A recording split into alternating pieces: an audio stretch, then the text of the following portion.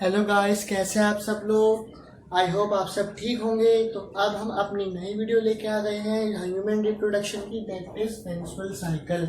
आज का टॉपिक बहुत ज़्यादा इंपॉर्टेंट होने वाला है। अगर आप हमारे चैनल पे नए हैं, please like share and subscribe my channel and do not forget to share my video and also press the bell icon. Please आपसे रिक्वेस्ट है कि इस लेक्चर पे पढ़ने से पहले आप पुराने लेक्चर देख के आइए, तो आपको बहुत अच्छे से समझ में आएगा। लिंक हमारा डिस्क्रिप्शन बॉक्स में प्लेलिस्ट का दिया हुआ है। मेरी ईमेल आईडी भी डिस्क्रिप्शन बॉक्स में मेंशन है। कोई भी वेरिफिकेशन के लिए आप मुझे वहां से कांटेक्ट भी कर सकते हैं। So please like share and subscribe my video. और अच्छे कंसेप्ट के लिए, अच्छी क्लासेस के लिए भी आप हमारे चैनल को सब्सक्राइब करें, क्योंकि हमारा चैनल जो है अब एक नई सीरीज लॉन्च कर रहा है, that is NCERT marking series. उस हम सीरीज में आपको NCERT line by line detail में एक्सप्लेन करेंगे। उस डिटेल्ड एक्सप्लेनेशन के साथ साथ आपकी काफी सारी टेस्ट सीरीज भी चलती रहेंगी। जितना आप इस चैनल को बढ़ाएंगे, ये चैनल आपके लिए उतना बढ़ेगा, उतना एफर्ट करेगा। आई होप आप हमारी वीडियो को एंजॉय करते हो। सो चलिए अब हम अपने मोस्ट इम्पोर्टेंट टॉपिक पर चलते हैं।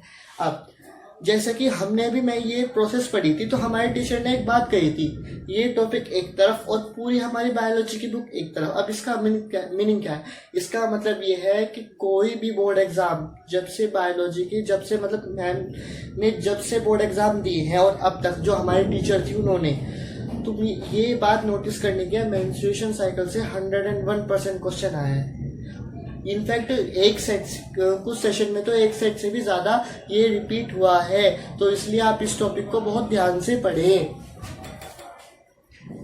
ये बहुत ज्यादा इंपॉर्टेंट टॉपिक है। तो चलिए अब हम स्टार्ट करते हैं। सबसे पहले हम इस साइकिल के कुछ बेसिक फेजेस के बारे में पढ़ते हैं। सबसे पहले एक वर्ड आपने 10th क्लास में भी पढ़ा होगा, दैट इज मीनाक एंड मीनोपॉज। प्रोनाउंसिएशन दोबारा ध्यान से सुनिए, मीनाक एंड मीनोपॉज। मीनार्क मतलब क्या होता है? स्टार्टिंग ऑफ मेंस्ट्रुएशन साइकिल, कि कैसे मेंस्ट्रुएशन साइकिल स्टार्ट हो रही है, उस चीज को कहते हैं मीनार्क। एंड मीनोपॉज मतलब एंडिंग ऑफ मेंस्ट्रुएशन साइकिल, कि कैसे मेंस्ट्रुएशन साइकिल एंड हो रही है।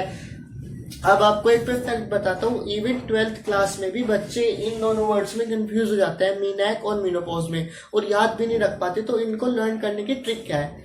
मीनोपॉज में वर्ड आ रहा है पोज। आप सोशल मीडिया पे बहुत ज्यादा एक्टिव है, मोबाइल में वीडियो देखते हैं, तो उसमें पॉज बटन आता है। पॉज मतलब वीडियो को रोकना। तो ऐसे ही जहां मीनोपॉज मतलब पोज का मतलब हो गया रोकना, मीनो मतलब मेंस्ट्रुअल साइकिल। तो मेंस्ट्रुअल साइकिल का रुकना यानी कि मेंस्ट्रुअल साइकिल का एंड होना कहलाता है हमारा मीनोपॉज। आई होप आपको ये दोनों वर्ड समझ में आ गए होंगे। अब हम चलते हैं, और ये साइकिल 27 डेज की होती है। ह्यूमन बॉडी बहुत ज्यादा कॉम्प्लिकेटेड है। ये एक अनुमान लगाया जाता है कि ये साइकिल 20 डेज की होती है। कुछ फीमेल्स में 29 तक भी पहुंच जाती है, लेकिन 29 से एक्स्ट्रा किसी की मेंस्ट्रुअल साइकिल में नहीं लगता। ये बात ध्यान रखना, 27 to 29 डेज की मेंस्ट्रुअल साइकिल होती है। अब ये बेसिक इंट्रोडक्शन है इस साइकिल का, कि इसमें एंडोमेट्रियम लेयर पढ़ी थी हमने। ये एंडोमेट्रियम क्या है? एंडोमेट्रियम वो लेयर है जो कि यूटेरस की इनर मोस्ट लेयर है। यूटेरस की इनर मोस्ट लेयर है जो कि रेड कलर की होती है, यानी कि वो ब्लड वेसल से बनी होती है। मस्कुलर लेयर होती है आउटर मोस्ट लेयर यूटेरस की। ये हम अपने पहले लेक्चर में पढ़ा चुके हैं आपको। अब जो यूटेरस के एंडोमेट्रियम लेयर है वो डीजेनरेट है, यानी कि जो एग फीमेल में रिलीज हुआ, ओव्यूलेशन हुआ, वो उसका degenerated part plus endometrium layer. अब उसका डीजेनरेटेड पार्ट किस फॉर्म में होगा? उसका डीजेनरेटेड पार्ट होगा लिक्विड फॉर्म में।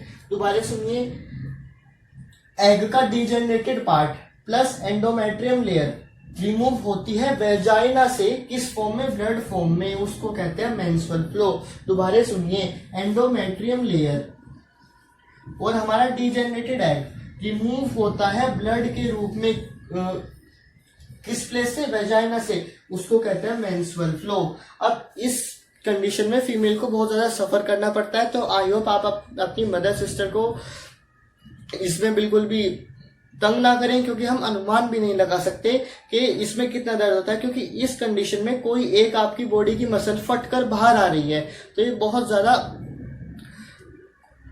टिपिकल बात है। तो प्लीज आप अपनी इस कंडीशन में मदर और सिस्टर को तंग ना करें। आप इस कंडीशन में 4 फेज होते हैं। हमारी मेंस्ट्रुअल साइकिल में 4 फेज होते हैं। पहले फेज का नाम दैट इज मेंस्ट्रुअल फेज। जो कि 3rd डे to 5 डे होता है। अब हम इसको आगे डिटेल में पढ़ेंगे इन चारों फेजेस को। आप इन चारों फेजेस को लर्न कर लें। पहला फेज मेंस्ट्रुअल फेज, दूसरा फेज फॉलिकुलर फेज जिसका दूसरा नाम है पॉलीफिल्ट्रेटिव फेज। अब इस हमारे इस चैप्टर से और इस पोर्शन से जब हमारा 12th क्लास का वाइवा था तो इस पोर्शन से मोस्टली इवन 80% बच्चों से इस कंसेप्ट से क्वेश्चन पूछे गए थे। अब मैं एक वीडियो आने मतलब जैसे सेशन स्टार्ट होगा तो मैं एक वीडियो ये भी बनाऊंगा कि कैसे वाइवा के लिए प्रिपेयर किया जाए, एग्जामिनर कैसे कैसे क्वेश्चन पूछता है। अब ये पहला फेज हो गया मेंस्ट्रुअल फेज, दूसरा फेज हो गया फॉलिकुलर फेज, तीसरा फेज हो गया हमारा ओव्यूलेटरी फेज। ओव्यूलेटरी फेज में क्या होगा, ओव्यूलेशन हमें वर्ड से ही पता चल रहा है। और चौथा फेज होगा ल्यूटियल फेज। दोबारा सुनिए, पहला फेज मेंस्ट्रुअल फेज, दूसरा फेज फॉलिकुलर फेज जिसका दूसरा नाम भी पॉलीफिल्ट्रेटिव फेज है, तीसरा फेज है आपका ओव्यूलेटरी फेज। ओव्यूलेटरी फेज नाम से ही पता चल रहा होगा आपको, ओव्यूलेशन अकर होता है इसमें। ल्यूटियल फेज है हमारा चौथा फेज। अब हम इन चारों फेज को डिटेल में पढ़े, आगे कंटिन्यू करते हैं। अब हमने चारों फेजेस के बारे में पढ़ लिया है कि इन चारों फेजेस के नाम क्या होते हैं। अब हम चारों फेजेस डिटेल में पढ़ने वाले हैं। मैं आपसे रिक्वेस्ट करता हूं, अगर ये वीडियो 12th से अलग भी बच्चा कोई देख रहा है, कोई और पढ़ा देख रहा है, तो प्लीज इस वीडियो को पूरा देखें, क्योंकि इस वीडियो में आपको बहुत इंटरेस्टिंग फैक्ट जानने को मिलेंगे और ये सबको पता होने चाहिए हमारी लाइफ में। प्लीज ये वीडियो को एंड तक देखें। अगर आप हमारे चैनल पे नए हैं तो please like share and subscribe my channel. हमारा चैनल आपके लिए हमेशा कुछ ना कुछ एफर्ट जरूर करेगा। अब हमारी इस चैप्टर के कंप्लीट होते ही इसके एनसीईआरटी मार्किंग सीरीज चलेंगी, फिर टेस्ट सीरीज चलेंगी। उन सीरीज को प्लीज प्लीज प्लीज जरूर देखना और उसका पूरा आनंद उठाना। और टेस्ट सीरीज में आपके लिए एक बहुत बड़ा सरप्राइज भी है, तो उसके लिए आप वेट कीजिए उस सरप्राइज के लिए। लेकिन आपको उसके लिए हमारे चैनल को सब्सक्राइब करना पड़ेगा और बेल आइकन दबाना मत भूलना। Please please please like share and subscribe my channel. मेरी आईडी डिस्क्रिप्शन बॉक्स में मिलेगी, ईमेल आईडी, उस पर कॉन्टेक्ट कर सकते हैं आप मुझको। और मुझे इंस्टाग्राम पे ज्वाइन करना मत भूलना। So please like share and subscribe my channel. तो चलिए अब हम अपना आगे कंटिन्यू करते हैं। तो सबसे पहले हमने ये फेज पढ़ा था कि सबसे पहले मेंस्ट्रुअल फेज आता है। अब मेंस्ट्रुअल फेज होता क्या है, अब हम ये पढ़ेंगे मेंस्ट्रुअल फेज में होता क्या है। अब मेंस्ट्रुअल फेज, अब हम उस कंडीशन की बात करेंगे जब फर्टिलाइजेशन अकर नहीं हुआ। ये बात ध्यान रखना, मेंस्ट्रुअल फेज में हम वो कंडीशन लेते हैं जब फर्टिलाइजेशन अकर नहीं होता है। केवल मेंस्ट्रुअल फेज ही ऐसा फेज है जिसमें फर्टिलाइजेशन अकर नहीं होता है, कंडीशन प्रॉपर कंडीशन। और बाकी के फॉलिकुलर फेज, ओव्यूलेटरी फेज और आपका ल्यूटियल फेज, ये फर्टिलाइजेशन पर डिपेंड नहीं करते। प्लीज प्लीज प्लीज आप इस फैक्ट को बहुत अच्छे से जान ले। कॉन्सेप्चुअल बेस्ड क्वेश्चन बोर्ड में बहुत जरूर आ सकता है, बहुत इंपॉर्टेंट क्वेश्चन है।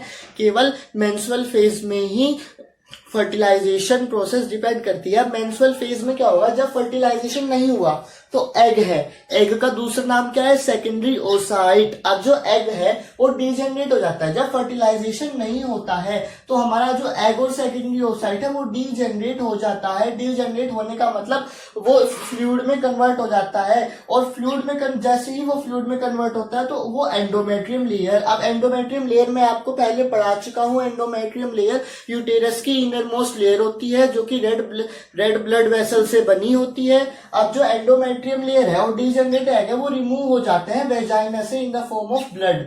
अब मेंस्ट्रुअल फेज में क्या होता है, ये phase 3rd day to 5th day of menstrual cycle चलता है, यानी कि मेंस्ट्रुअल साइकिल से 3rd डे और 5th डे। अब कुछ बच्चे ये समझने लगते हैं कि 3 to 5 डेज है। नहीं, ये 3 to 5 डेज नहीं है। मेंस्ट्रुअल साइकिल का 3rd डे से लेकर 5th डे तक है। हमने ये पढ़ा था कि मेंस्ट्रुअल साइकिल 27 डेज से 29 डेज तक की होती है। तो उन डेज में 3rd डे और 5th डे की बात कर रहे हैं, ना कि 3 और 5 डेज की बात कर रहे हैं। ये बात आप ध्यान रखना। अब जब हम 3rd और 5th डे की बात करेंगे तो यानी कि मेंस्ट्रुअल फेज की बात करेंगे। मेंस्ट्रुअल फेज में क्या होता है, जब फर्टिलाइजेशन नहीं होता, जो हमारा फीमेल एग है यानी कि सेकेंडरी ओसाइट है वो डीजनरेट हो जाता है और रिमूव हो जाता है एंडोमेट्रियम लेयर के साथ इन द वेजाइना से, किस फॉर्म में, ब्लड की फॉर्म में। अब आप ये बात ध्यान रखिए, अगर कोई भी बॉय की मैं मसल इस तरह से निकालूं तो कितना पेन होगा।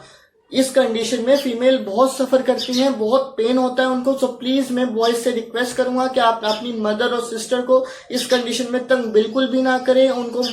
अब इस कंडीशन में बहुत ज्यादा दिक्कत होती है उन्हें। अब इस कंडीशन में जो है, इस कंडीशन में उनको स्ट्रेस भी होता है, एंजाइटी भी होती है और डिप्रेशन में भी, कुछ वुमेन डिप्रेशन में भी चली जाती हैं। अब हमने एक टर्म पढ़ी थी मीनक, यानी कि स्टार्टिंग ऑफ मेंस्ट्रुअल साइकिल। वो फेज किसी भी गर्ल के लिए बहुत बड़ा होता है, यानी कि बहुत मुश्किल फेज होता है जिससे हर गर्ल को गुजरना पड़ता है। आप यकीन नहीं करेंगे, जब फर्स्ट टाइम मेंसेस होंगे तो उस गर्ल को कैसा लगेगा, आप खुद सोच के देखिए। तो प्लीज प्लीज प्लीज आप अपनी सिस्टर और मदर को इस कंडीशन में तंग बिल्कुल भी ना करें, उनकी बात माने और प्लीज प्लीज प्लीज उनको गुस्सा ना दिलाएं।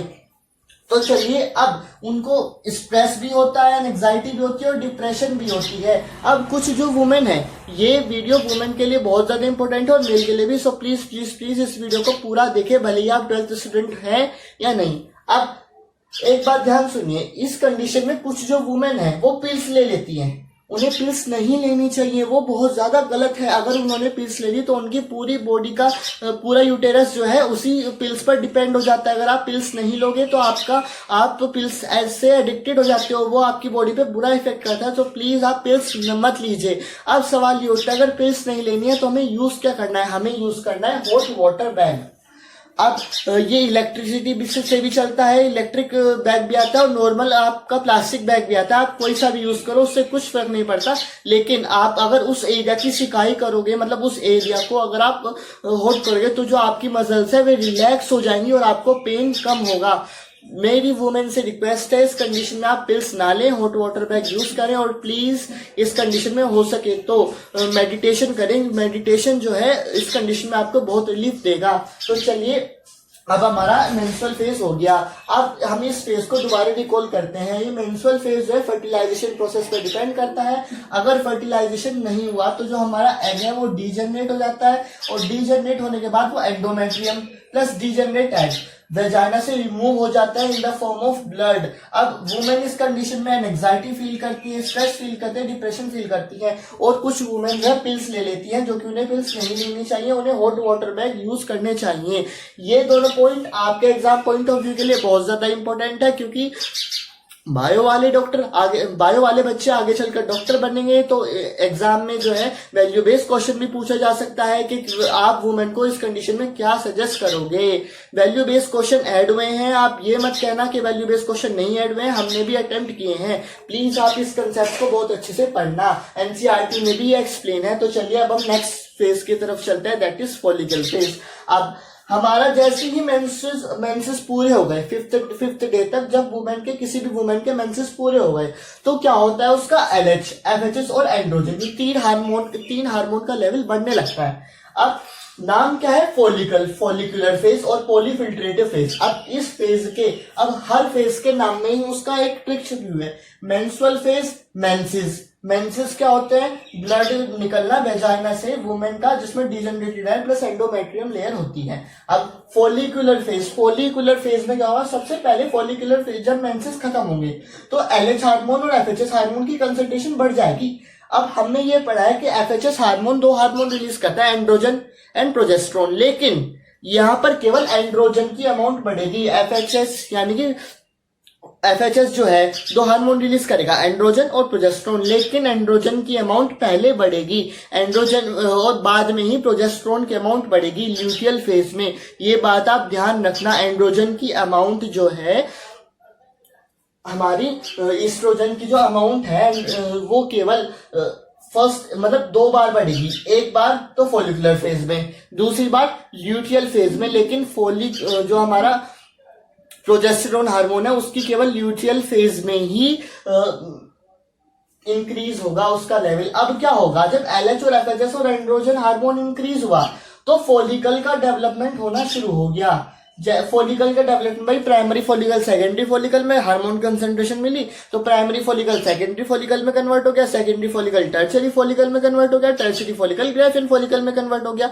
ये किस फेज में हो रहा है? ये हो रहा है फॉलिकुलर फेज। फॉलिकुलर फेज में प्राइमरी फॉलिकल, फॉलिकुलर फेज में प्राइमरी फॉलिकल कन्वर्ट हो जाता है ग्राफियन फॉलिकल में। क्यों? क्योंकि हार्मोन की कंसंट्रेशन फॉलिकुलर फेज में बढ़ रही है।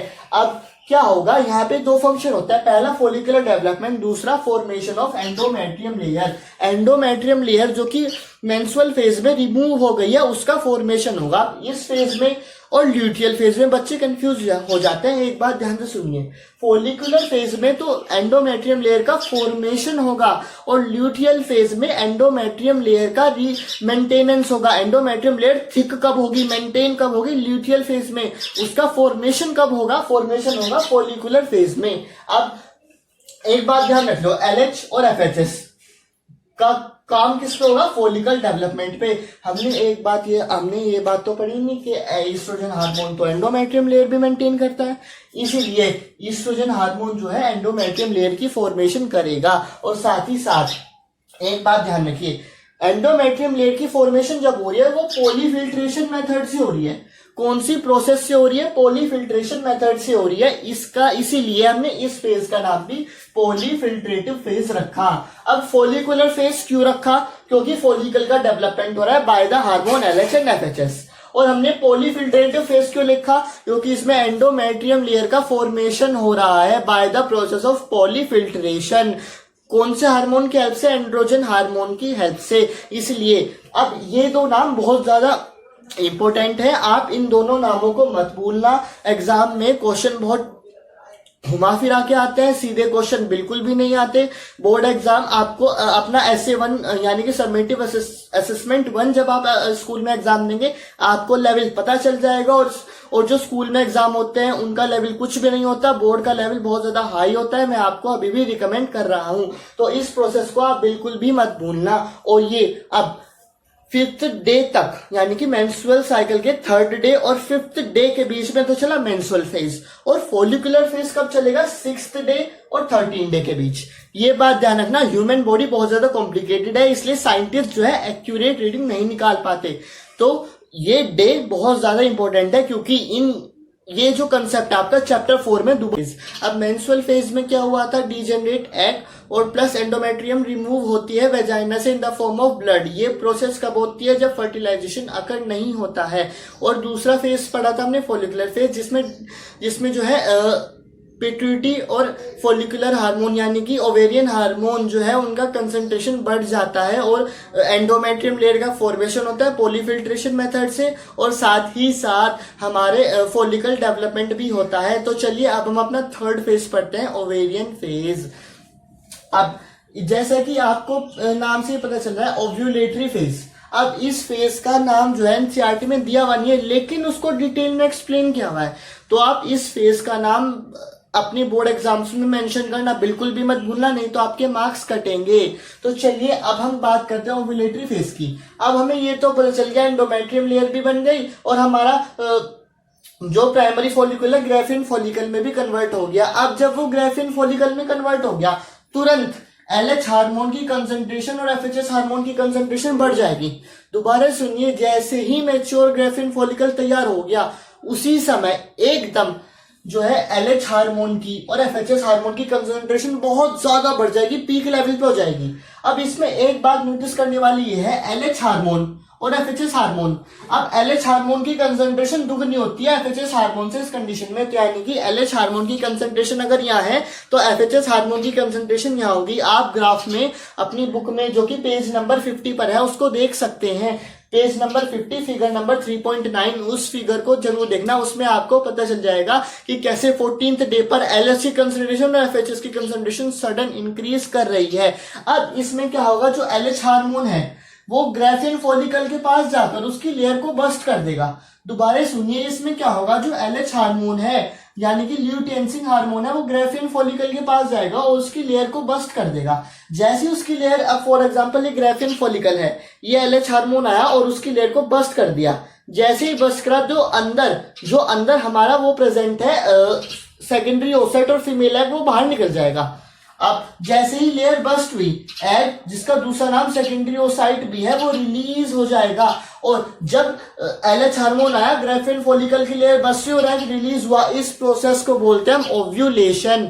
ये प्रोसेस मैं पहले भी बता चुका हूं, अभी भी डिटेल में एक्सप्लेन कर रहा हूं।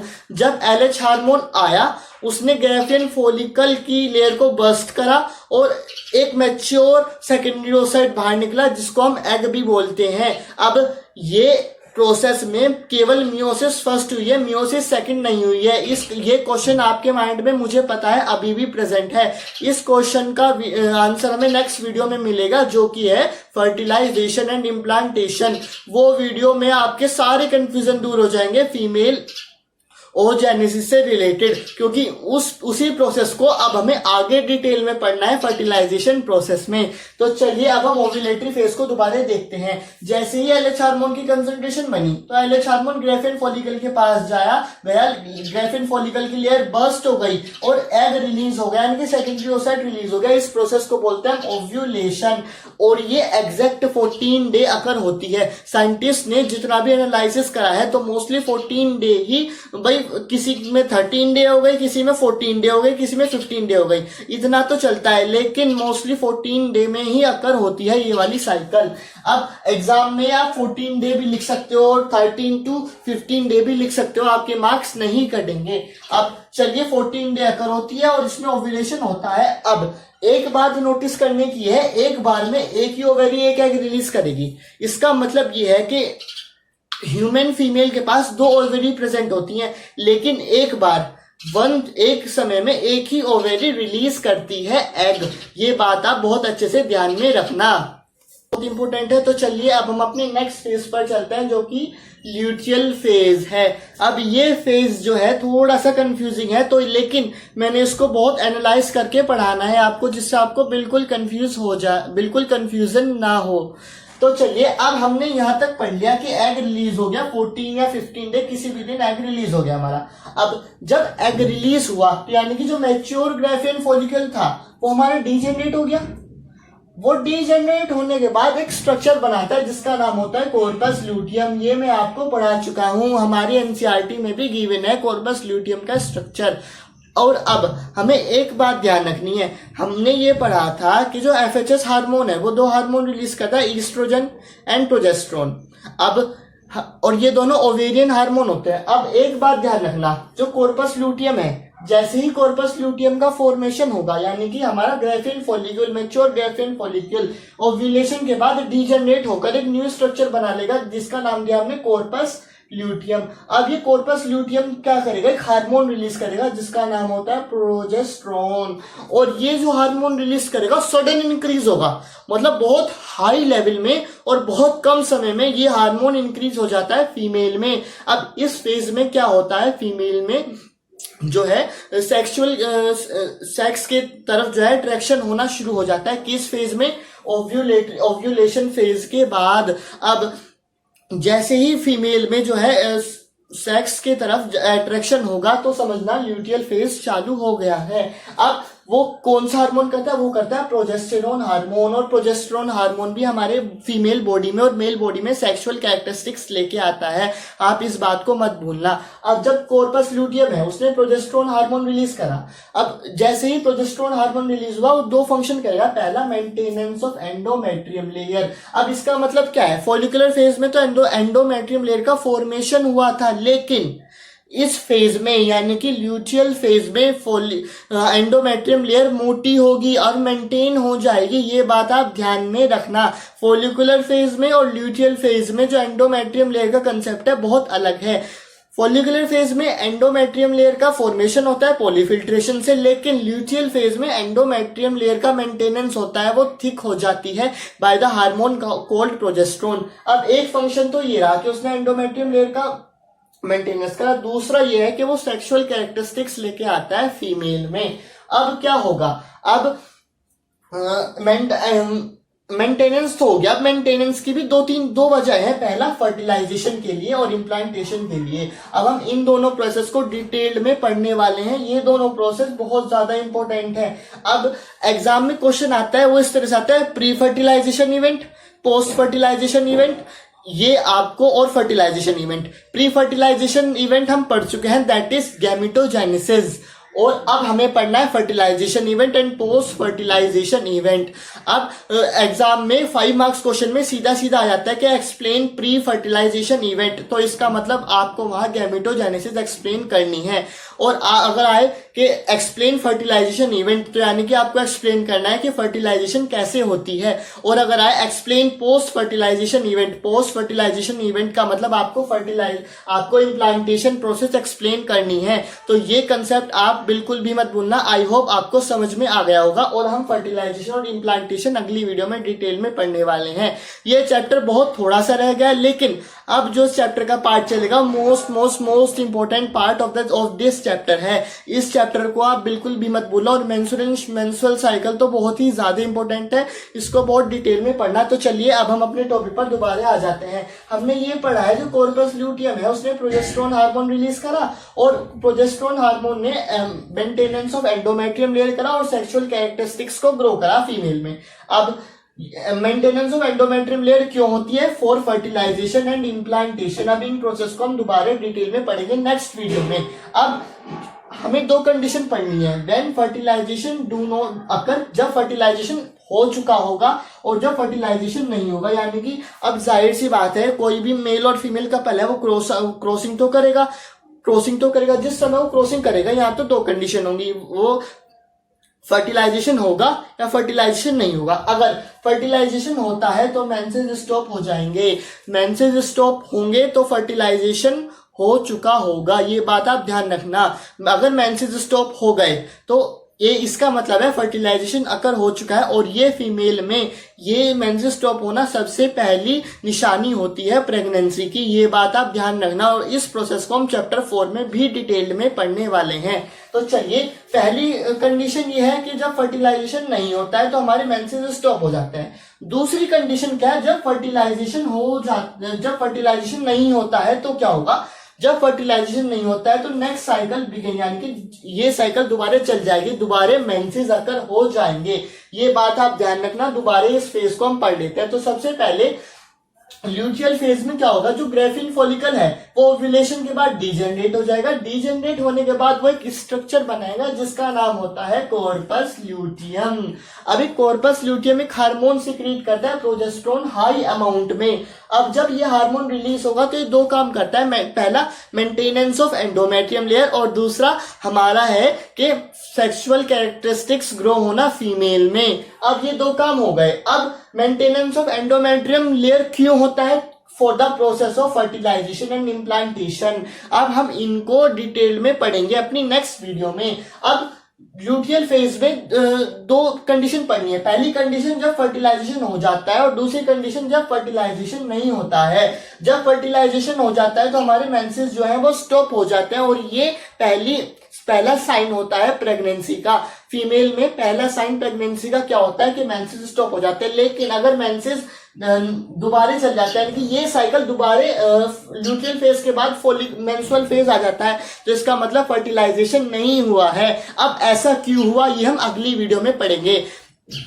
आपको ओजेनेसिस से रिलेटेड बहुत सारे डाउट होंगे, मुझे पता है क्योंकि मुझे भी थे।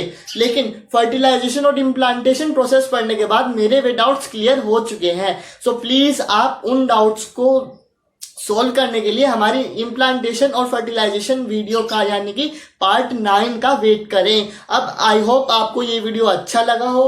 अब हमने अपना बेस्ट दिया है आपको पढ़ाने के लिए। एक बात ध्यान रखना, अब हम एनसीईआरटी बुक में, ये रही हमारी एनसीईआरटी बुक में ये डायग्राम है। इस डायग्राम को आप बहुत डिटेल में पढ़ना। इसमें मैंने सब कुछ एक्सप्लेन कर दिया है। ये देखना, एलएच और एफएचएस का सडन इंक्रीज होना, ओव्यूलेशन होना, प्रोजेस्टेरोन हार्मोन का ल्यूटियल फेज में बढ़ना, ये सब मैं आपको बता चुका हूं। अब ध्यान से देखिए, पहले मेंसेस हुए यहाँ पर, फिर एंडोमेट्रियम लेयर का फॉर्मेशन हुआ, अब ल्यूटियल फेज में आके एंडोमेट्रियम लेयर मोटी हो गई।